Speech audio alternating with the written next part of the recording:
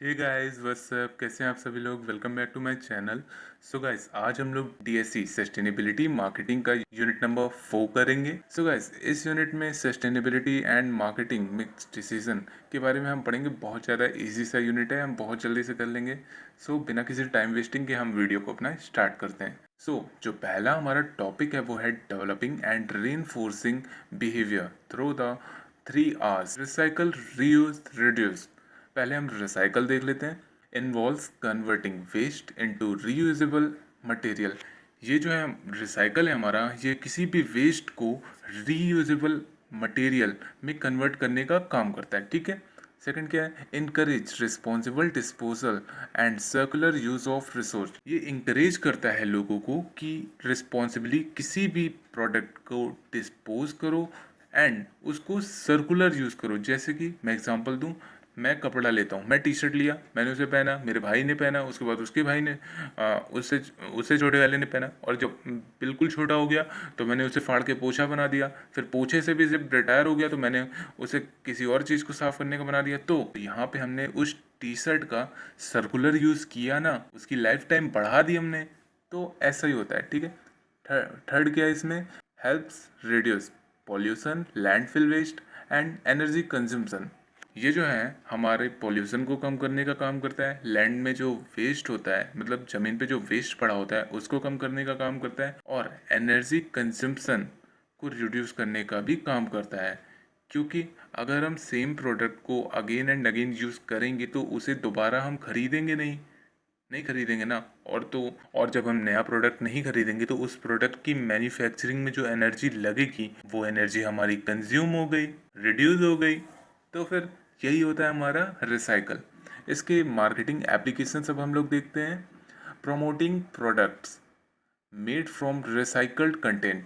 हमें उन प्रोडक्ट्स को प्रमोट करना चाहिए जो कि रिसाइकल कंटेंट से बने हों। जैसे रिसाइकल की हुई प्लास्टिक हो गई, उनसे जो प्रोडक्ट बने हुए हैं उनको हमें प्रमोट करना चाहिए। सेकंड क्या है? Encouraging customers to return packaging और ओल्ड प्रोडक्ट्स फॉर रिसाइकलिंग। हमें कस्टमर्स को इंकरेज करना चाहिए कि जो भी उन्होंने सामान परचेज किया है उसकी जो पैकेजिंग है उनको उस पैकेजिंग को उसे रिटर्न कर देना चाहिए। बिकॉज सामान खरीदने के बाद उस पैकेजिंग का तो उन्हें काम है नहीं। तो जो हमारे प्रोड्यूसर्स हैं, जो हमारी कंपनीज़ हैं, उनको उस पैकेजिंग को रिटर्न कर देना चाहिए ताकि नई पैकेजिंग बनाने के लिए कोई भी पेड़ ना कटे, नया पेपर ना यूज़ हो। इस वजह से, और जो हमारा पुराना सामान होता है तो उसको रिसाइकल करना चाहिए, मतलब उसको रीयूज़ करना ही चाहिए। जैसे कि मैंने टी शर्ट का भी एग्जांपल दिया, तो उसको रिसाइकल करना चाहिए ऐसे ही। अब हम पढ़ेंगे रीयूज। फर्स्ट क्या है? Focuses on extend the life cycle of the product. As I said before, T shirt पहले मैंने पहना, फिर मेरे छोटे भाई ने पहना, फिर उसके भी छोटे भाई ने पहना, फिर उसके बाद उसका पोछा बना, फिर उससे कहीं साफ करने का कपड़ा बना। यहाँ पे हमने प्रोडक्ट की लाइफ साइकिल बढ़ा दी। तो यही होता है। Second, minimise the waste by encouraging consumer to find new use for item. वही जो मैं बार बार बोल रहा हूँ, नया यूज़ करना है इस प्रोडक्ट का। जैसे कि मैंने एक मोबाइल ख़रीदा, एप्पल का मोबाइल था मेरे पास, ठीक है, और मुझे अब नया मोबाइल ख़रीदना है। तो जो मेरा पुराना मोबाइल है उसे मैं फेंकूंगा थोड़ी ना, उसे मैं मेरी बहन को दे दूंगा या मेरे घर में किसी को दे दूंगा, और वो जब नहीं चलाएंगे तो उसको मैं किसी और को दे दूंगा। तो यहाँ पे मैं एक मोबाइल को बहुत बार रीयूज़ कर रहा हूँ। कपड़े में भी हम रीयूज़ करते हैं, मोबाइल में भी करते हैं, हर चीज़ में हम लोग रीयूज़ करते हैं। इसके मार्केटिंग एप्लीकेशन हम देखते हैं। Designing durable and refillable product. हमेशा वैसे प्रोडक्ट्स डिज़ाइन करने चाहिए जो कि बहुत ज़्यादा ड्यूरेबल हो या फिर रीफिलेबल हो। रीफिलेबल मतलब कि जैसे कि लाइटर हो गया, उसमें जो ऑयल पड़ता है वो रिफिल हो सकता है, तो वो रीयूजेबल हो जाता है, रीफिलेबल प्रोडक्ट है। सेकंड क्या है? Launching campaigns on upcycling and second hand use. हमें ऐसे कैंपेन्स लॉन्च करने चाहिए जिससे कि upcycling and second hand use को बढ़ावा मिले। जैसे कि कोई भी सेकंड हैंड गुड्स है तो उसको यूज़ करने में बढ़ावा मिले कि लोग उसको बेझिझक यूज़ करें। इसके बाद कि हमारा reduce, encourage minimising resource use in production and consumption. हमें हमेशा इंकरेज करना चाहिए कि जो रिसोर्स हम प्रोडक्शन एंड कंज्यूमशन के लिए यूज़ कर रहे हैं वो हमेशा मिनिमाइज क्वांटिटी में होना चाहिए। सेकंड क्या है? Aims to cut down waste, energy use and excessive consumption. हमारा एम होना चाहिए कि जो वेस्ट बहुत ज़्यादा जनरेट हो रहा है तो उसे हम कट डाउन करें। एनर्जी जो बहुत ज़्यादा यूज़ हो रही है उसे हम लिमिट में यूज़ करें, और एक्सेसिव कंजप्शन जो हो रहा है गुड्स का उसे भी हम लिमिट में कंज्यूम करें। इसके मार्केटिंग एप्लीकेशंस क्या है? Promoting minimalistic eco efficient product design. हमेशा minimalistic eco efficient product design बनानी चाहिए, जैसे कि वो प्रोडक्ट्स जो कि इको इफिशिएंट प्रोडक्ट हों, इकोलॉजी के हिसाब से बने हों, उन प्रोडक्ट्स को हमें प्रमोट करना चाहिए। Educating consumer on responsible uses. हमें अपने कंज्यूमर्स को एजुकेट करना चाहिए कि वो कोई भी प्रोडक्ट को रिस्पॉन्सिबली यूज़ कैसे कर सकते हैं। सेकंड टॉपिक क्या है हमारा? Sustainable products. Products designed with minimal environmental impact across their life cycle. Products हमेशा ऐसे बनाने चाहिए जो कि एनवायरनमेंट को ज़्यादा इम्पैक्ट ना करें अक्रॉस देयर लाइफ साइकिल, मतलब कि जब तक वो प्रोडक्ट है तब तक एनवायरनमेंट को कोई खतरा उस प्रोडक्ट से ना हो। सेकंड क्या है? Must meet consumers needs without compromising environment integrity. Consumers की नीड के साथ कॉम्प्रोमाइज़ नहीं करना चाहिए और हमें एनवायरनमेंट की इंटीग्रिटी के साथ भी कॉम्प्रोमाइज़ नहीं करना है। तो हमें ऐसा प्रोडक्ट लाना है कि कंज्यूमर की नीड्स भी पूरा हो जाए और एनवायरनमेंट की इंटीग्रिटी भी ना ख़राब हो। जैसे कि ईवीज़, हमारा ट्रांसपोर्टेशन तो हो रहा है बट एनवायरनमेंट की इंटीग्रिटी भी नहीं ख़राब हो रही है, कुछ भी गलत नहीं हो रहा है। तो ऐसा इसके फीचर्स क्या हैं? मेड विद रिन्यूएबल, बायोडिग्रेडेबल और रिसाइकल्ड मटेरियल। जो भी हम प्रोडक्ट ले रहे हैं वो रिन्यूएबल सोर्स से बना हो, बायोडिग्रेडेबल से बना हो या फिर रिसाइकल्ड मटेरियल से बना हो। सेकंड क्या है? Energy efficient during use. Energy जो है वो बहुत ज़्यादा एफिशिएंट हो, बहुत ज़्यादा लॉन्ग टाइम के लिए यूज़ हो सके। थर्ड क्या है? Safe and non toxic. जो प्रोडक्ट है वो सेफ होना चाहिए और नॉन टॉक्सिक होना चाहिए, बिल्कुल भी खतरा नहीं होना चाहिए। फोर्थ क्या है? Designed for longevity and end of life recovery. हमेशा ऐसे प्रोडक्ट बनाने चाहिए जो कि लॉन्ग टाइम के लिए, लॉन्गिविटी के लिए चले। उन प्रोडक्ट्स की लाइफ भी रिकवर होती रहनी चाहिए। थर्ड टॉपिक है हमारा सस्टेनेबल ब्रांडिंग एंड पैकेजिंग। सबसे पहले हम इसमें सस्टेनेबल ब्रांडिंग के बारे में पढ़ेंगे। Brands that consistently communicate and act on sustainability values. हमेशा ब्रांड्स को कंसिस्टेंटली अपने कंज्यूमर को कम्युनिकेट करना चाहिए। किस लिए? सस्टेनेबिलिटी की वैल्यूज़ बतानी चाहिए, उनको कंटिन्यूसली बतानी चाहिए। अगर उनका प्रोडक्ट सस्टेनेबल है तो उनको उसकी वैल्यूज़ बतानी चाहिए, ताकि हमारा जो कंज्यूमर है वो इन्फ्लुएंस हो जाए। Builds long term trust and loyalty. हमें हमारे कस्टमर के साथ लॉन्ग टर्म की ट्रस्ट एंड लॉयल्टी बनानी चाहिए। Emphasise transparency, purpose driven identity and social impact. हमेशा हमारे प्रोडक्ट का और हमारे कंज्यूमर के बीच का ट्रांसपेरेंसी होनी चाहिए। कुछ भी चीज़ छुपी नहीं होनी चाहिए, उनसे कोई भी चीज़ छुपा नहीं होना चाहिए कि हमारा प्रोडक्ट अच्छा नहीं है फिर भी हम उनको चिपका दे रहे हैं कि ले लो ले लो ले लो। इससे हमारी लॉयल्टी एंड ट्रस्ट पे इफ़ेक्ट पड़ सकता है, तो हमारा सोशल इम्पैक्ट ख़राब हो सकता है उससे। और हमारी सोशली रिस्पॉन्सिबिलिटी है कि सब जगह फेयरनेस हमें करना है। सोशल फेयरनेस होनी चाहिए, ऑनेस्टी होनी चाहिए। तो वैसे ही हमें सब कुछ अपने, इसीलिए हमें अपने प्रोडक्ट से, हमारी कंपनी से, हमारे कस्टमर के बीच ट्रांसपेरेंसी रखनी है। अब हम पढ़ेंगे sustainable packaging. Packaging that minimise environmental footprints. हमेशा वैसी पैकेजिंग का यूज़ करना है जो कि एनवायरमेंटल फुटप्रिंट्स को मिनिमाइज करें, कम करें। की प्रैक्टिसेस क्या हो सकती हैं इसकी? Using recyclable, postable and biodegradable material. हमेशा रिसाइकलेबल मटेरियल यूज़ करना चाहिए, बायोडिग्रेडेबल मटेरियल यूज़ करना चाहिए, ठीक है। सेकंड क्या है? Reducing packaging size and weight. जो पैकेजिंग का साइज होता है इतना भारी भरकम, तो उसका साइज हमें रिड्यूस करना चाहिए और उसके वेट को भी रिड्यूस करना चाहिए। Avoid harmful ink and plastic film. हमें हमारे प्रोडक्ट पे कोई भी हार्मफुल इंक नहीं लगानी है और प्लास्टिक फिल्म, प्लास्टिक वाली जो पन्नी होती है उसे तो चढ़ाना ही नहीं है। फोर्थ क्या है? इंक्लूडिंग क्लियर इको लेबल्स और डिस्पोजल इंस्ट्रक्शंस। जो हमारे लेबल्स लगे हुए हैं हमारे प्रोडक्ट में वो बिल्कुल क्लियर होने चाहिए, और जो हमारे प्रोडक्ट से रिलेटेड डिस्पोजल इंस्ट्रक्शन है वो भी क्लियर होनी चाहिए। जैसे कि मोबाइल की बैटरी में हमेशा आपने नोटिस किया होगा कि वो हमेशा उसको डस्टबिन में फेंकने से मना करते हैं, उसे डिस्पोज कैसे करना है वहाँ पे सब कुछ लिखा होता है, जिससे कि वो किसी के लिए हार्मफुल ना हो। फोर्थ में हम पढ़ेंगे sustainable pricing decision. Setting prices that reflects not only economic value but also environmental and social cost benefit. इसमें हमें बताया गया है कि जब भी हम अपने प्रोडक्ट की कॉस्टिंग करेंगे, कॉस्ट उसका हम रखेंगे, सेट करेंगे कॉस्ट, तो हमेशा वो सिर्फ प्रॉफिट अर्निंग के मोटिव से नहीं होना चाहिए, उससे दिखना चाहिए कि वो एनवायरमेंटल बेनिफिशियल है और सोशली कॉस्ट बेनिफिट्स भी देता है लोगों को, ठीक है।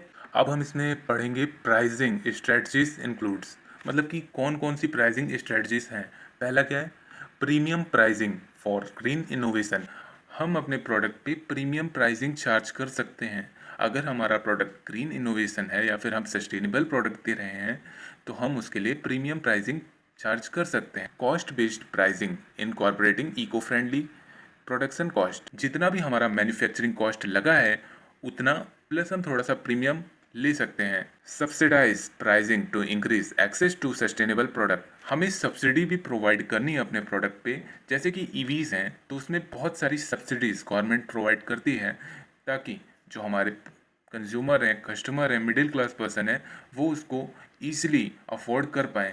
Balancing affordability with long term environmental value, हमें अफोर्डेबिलिटी के साथ अपने प्रोडक्ट में लॉन्ग टर्म एनवायरमेंट वैल्यू भी ऐड करना है कि वो लॉन्ग टर्म में एनवायरमेंट को हार्म ना पहुंचाए और अफोर्डेबल भी रहे हमारे कंज्यूमर्स के लिए। फिफ्थ में हम पढ़ेंगे sustainable marketing communication, communication strategies that promotes the environmental social and ethical benefits of products. जो हमारी कम्युनिकेशन स्ट्रेटजी होनी चाहिए उसमें हमें environment, social and ethical benefits of our products, इन सब के बारे में बताना है। इन्हीं को लेके हमें अपने ब्रांड का प्रमोशन करना है कि लोग हमारे प्रोडक्ट की तरफ इन्फ्लुएंस हों और हमारा प्रोडक्ट खरीदें, ठीक है। इसके गोल्स क्या हैं, एजुकेट कंज्यूमर्स, हमारा गोल है कि हम अपने कम्युनिकेशन से जितने हमारे कंज्यूमर हैं उनको एजुकेशन दें हमारे प्रोडक्ट के बारे में और अवेयरनेस दें कि सस्टेनेबल प्रोडक्ट्स होते क्या हैं। बिल्ड क्रेडिबिलिटी एंड ट्रांसपेरेंसी, अगर हम सही से कम्युनिकेशन करेंगे, सब कुछ बताएंगे तो ये हमारी ब्रांड की क्रेडिबिलिटी और ट्रांसपेरेंसी को इंक्रीज़ करेगा, जो कि लॉयल्टी हमारे कंज्यूमर की इंक्रीज़ करेगा, ट्रस्ट हमारे कंज्यूमर की इंक्रीज़ करेगा हमारे लिए। थर्ड क्या है, इन्फ्लुएंस सस्टेनेबल कंज्यूमशन बिहेवियर, अगर हम इतना सब कुछ करेंगे तो ये हमारी ऑडियंस को इन्फ्लुएंस करेगा सस्टेनेबल कंज्यूमशन की तरफ जाने में। वो किसी भी प्रोडक्ट को नहीं खरीद लेगा, वो फिर जाएगा सस्टेनेबल कंज्यूमशन की तरफ। टैक्टिक्स इंक्लूड, टैक्टिक्स मतलब टेक्निक्स, हम कौन कौन सी टेक्निक्स से कर सकते हैं। पहली टेक्निक है ग्रीन स्टोरी टेलिंग, हम green story telling, sustainable story tellings कर सकते हैं कंज्यूमर के सामने। इम्पैक्ट रिपोर्टिंग, जितना भी इम्पैक्ट पड़ा है हमारे एनवायरनमेंट पे, हमारे इकोलॉजी पे, हम उसको दिखा के हम उन्हें रिपोर्टिंग कर सकते हैं, उन्हें बता सकते हैं। Using honest verifiable sustainability claims, avoiding green washing, हम अपना ऑनेस्ट वेरीफेबल देंगे। सस्टेनेबिलिटी हम जो क्लेम करते हैं वो रियल है हमारी, और हम कोई भी किसी प्रकार का ग्रीन वॉशिंग नहीं करते हैं। ये सब हमें बताना है हमारे कंज्यूमर को, बिकॉज बहुत सारी कंपनीज ग्रीन वॉशिंग करती हैं। That's why consumer not believe to all company.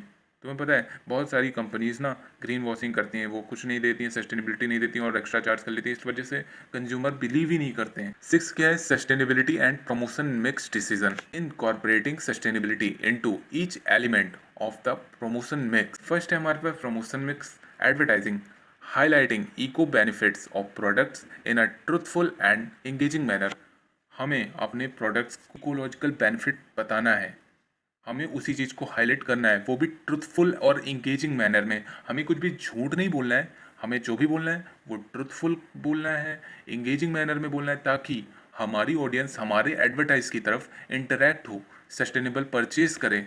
इसके बाद हमारा आ जाता है sales promotion, eco campaigns like buy back, discount और रिफिल्स और ट्रेड इन ऑफर्स। जैसे कि इसमें क्या होता है, इसमें हम डिस्काउंट्स प्रोवाइड करते हैं। जैसे कि कोई लाइटर है 10 रुपये का, ठीक है, तो दोबारा 10 रुपये का लाइटर लेने से अच्छा हम उसे 5 रुपये का रिफ़िल करवा सकते हैं, हम उसे 5 रुपये की रिफ़िल में डिस्काउंट दे सकते हैं। तो इससे सेल्स प्रमोशन भी होगा और हमारा सस्टेनेबल ग्रोथ भी होगा। सी में हमारा आ जाता है public relation, CSR activities, sustainability reporting, community initiative. CSR corporate social responsibilities, अगर कोई भी कंपनी CSR करती है, CSR एक्टिविटी करती है, तो फिर डेफिनेटली उसकी रेप्यूटेशन इंक्रीज होती है और गुडविल तो इम्प्रूव होती ही है। सस्टेनेबिलिटी रिपोर्टिंग करनी है, कम्युनिटी इनिशिएटिव लेने हैं, मतलब कि जितनी भी कम्युनिटी में इन्वायरमेंट से रिलेटेड गलत चीज़ें हो रही हैं तो उनको ठीक करना है, इनिशिएटिव लेना है पब्लिक रिलेशन को, ठीक है। डी में हमारा क्या आ जाता है, personal selling, educating consumer and green feature and uses, educating consumers about green features and uses.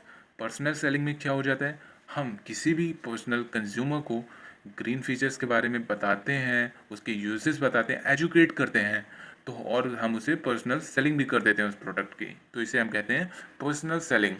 Direct marketing, using digital platform to reduce paper waste while delivering personalised message about sustainable practices. इसमें क्या होता है, हम digital platform का use करते हैं reduce करने के लिए पेपर वेस्ट को, बिकॉज अगर हम पैम्पलेट्स बांटेंगे तो बहुत सारा पेपर वेस्ट होगा, तो इस वजह से हम डिजिटल प्लेटफॉर्म का यूज़ करते हैं। हम सबको पर्सनलाइज्ड मैसेज भेजते हैं सस्टेनेबल प्रैक्टिसेस के लिए। सेवेंथ हमारा आ जाता है marketing channels and sustainable supply chain. पहला इसमें मार्केटिंग चैनल्स, चलिए मार्केटिंग चैनल्स देखते हैं। Choosing distribution method that reduce environmental impact, हमें डिस्ट्रीब्यूशन मेथड को चॉइस करना चाहिए। इसका मतलब क्या होता है, अगर हमने कोई प्रोडक्ट लिया है, जैसे मैंने टी शर्ट खरीदा है और मेरे वो छोटी पड़ गई है, तो मैं उस टी शर्ट को डिस्ट्रीब्यूट कर दूंगा किसी को भी जिसको उस चीज़ की नीड होगी। मैं भिखारी को कर दूंगा, बगल वाले बच्चे को कर दूंगा, किसी को भी कर दूंगा जो भी उस प्रोडक्ट के लिए नीड करता है। इसके बाद हमारा आ जाता है एम्फेसाइज ऑन, ये किस पे एम्फेसाइज करता है, लोकल सोर्सिंग। हम इधर उधर से ऑनलाइन प्रोडक्ट नहीं मंगाएंगे, लोकल से ही सामान ले लेंगे, ठीक है। रिड्यूस ट्रांसपोर्टेशन, अगर हम इधर उधर से सामान नहीं मंगाएंगे तो फिर ट्रांसपोर्टेशन तो ऐसे ही रिड्यूस हो जाएगा, जब हम लोकल से परचेज करेंगे पैदल जाएंगे पैदल आ जाएंगे। Eco friendly logistics, carbon footprints कम निकल रहे हैं क्योंकि एमिशन कम हो रहा है, तो इस वजह से ये इको फ्रेंडली लॉजिस्टिक भी हो गया।